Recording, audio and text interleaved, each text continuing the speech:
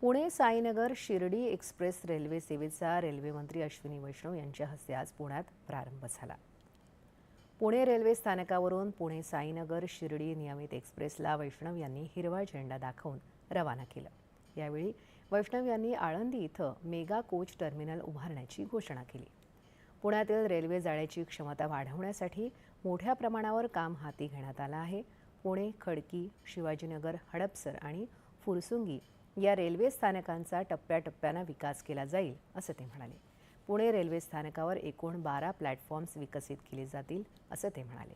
महाराष्ट्रातील रेल्वे विकास प्रकल्पांसाठी 23,900 कोटी रुपयांचा निधी मंजूर करण्यात आला आहे।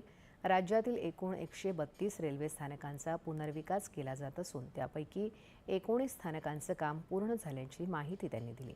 यानंतर रेल्वे मंत्र्यांच्या हस्ते हडपसर स्थानकावरून पुणे बिहार यांना जोडणाऱ्या पुणे दानापूर अमृत भारत रेल्वे गाडीलाही हिरवा झेंडा दाखवण्यात आला।